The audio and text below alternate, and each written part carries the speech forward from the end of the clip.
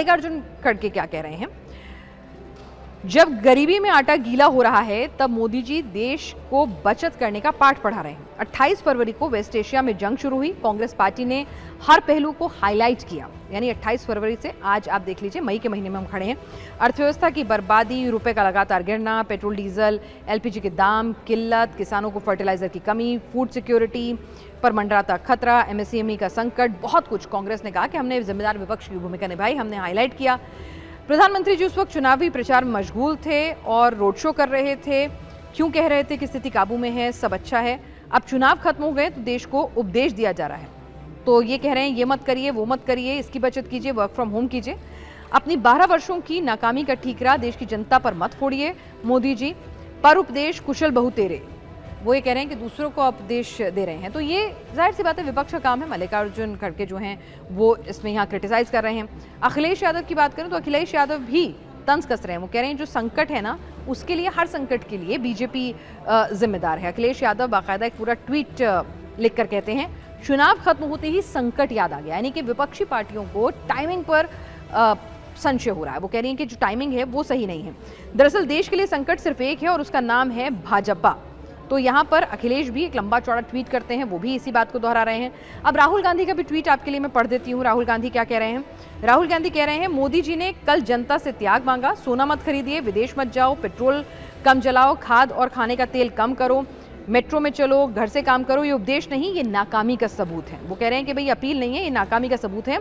और 12 साल में देश को इस मुकाम पर ला दिया है कि जनता को बताना पड़ रहा है कि क्या खरीदें, क्या ना खरीदें। तो जाहिर सी बात है विपक्ष है, उसका काम है कि वो यहाँ पर उसको क्रिटिसाइज करना है, संशय की दृष्टि से देखना है, क्योंकि वो कह रहे हैं कि भाई इतिहास गवाह है, जब जब चुनाव होते हैं, गुजरात, कर्नाटक, 5 राज्यों के चुनाव, लोकसभा के चुनाव, तो पेट्रोल के दाम नहीं बढ़ते हैं। जैसे ही चुनाव खत्म होते हैं उसके तुरंत बाद पेट्रोल के दामों में बढ़ोतरी होने लगती है। तेल कंपनियां भी पेट्रोल के दाम अंतर्राष्ट्रीय बाजार की कीमतों से नहीं, बल्कि देश में चुनाव किस तरह से उस हिसाब से बढ़ाती घटाती हैं।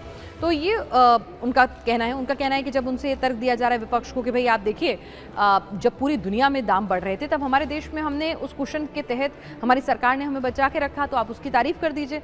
ठीक है, चलिए इलेक्शन के नाते ही सही, पर फायदा तो एक आम आदमी को मिला ना, दाम तो हमने नहीं बढ़ाए ना। अगर बढ़ेंगे भी तो आगे बढ़ेंगे।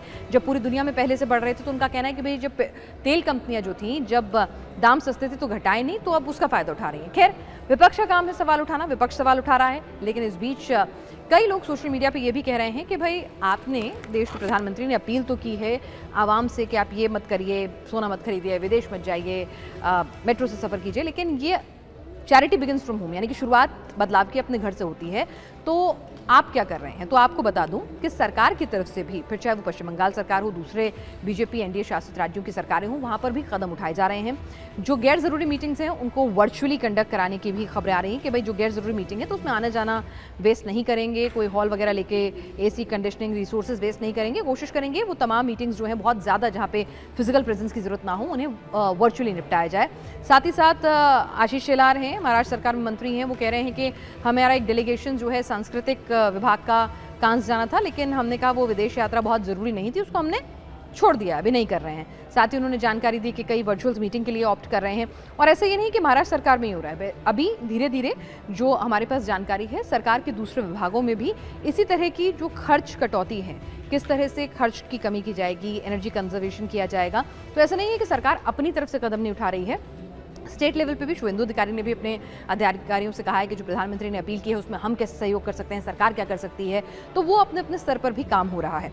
तो ठीक है, विपक्ष का काम है इस पूरे उनकी अपील को, इस पूरे उनके कदम को। हालांकि अभी भी बता दूं आपको, ना तो पेट्रोल के दाम बढ़े हैं, ना डीजल के दाम बढ़े हैं, ना ही जो आम आदमी के लिए जो घरेलू गैस होती है उसके दाम बढ़े हैं। तो अभी कुछ बढ़ा नहीं है, सिर्फ अपील आई है। अपील से ही विपक्ष इतना छटपटा गया है और विपक्ष तंज कस रहा है कि भाई ये अपील इलेक्शन के बाद क्यों आई है, अभी दाम नहीं बढ़े, यानी कि आम आदमी पर सीधे सीधे कोई असर नहीं हुआ है। देश के प्रधानमंत्री हैं, प्रधान सेवक हैं, बड़े होने के नाते उन्होंने एक अपील की है कि भाई आप चाहते हैं कि संकट ना आए, आप चाहते हैं कि दाम ना बढ़े, तो मुझे सहयोग कर दीजिए। आप मेरा सहयोग करेंगे, जाहिर सी बात है आप मुझे देंगे तो मैं उसका फ़ायदा आपको दूंगा। पर विपक्ष को राजनीति करनी है, ये उनका काम है, लाजमी भी बात है। सत्ता से इतने वक्त से बाहर हैं तो फिर वो देश हित की बजाय वो अपना राजनीति का हित साधते हुए लगातार तंज कस रहे हैं, सवालों के कटघरे में यहाँ पर सरकार को ले रहे हैं। तो ये पूरा मामला जो है, किस तरह से प्रधानमंत्री की अपील एक पॉलिटिकल वॉर का मुद्दा बन चुकी है, ये हमने आपके सामने रखा है। और क्या कुछ सुगबुगाहट इस अपील को लेकर आम आदमी के भीतर है, आम आदमी के क्या सवाल हैं, क्यों और सरकारें जो हैं अपनी तरफ से, यानी जिसे कहते हैं ना पहला कदम हम उठाएंगे, तो वहाँ पर क्या कुछ कदम उठा रही हैं, उसके बारे में आपको जानकारी दी है।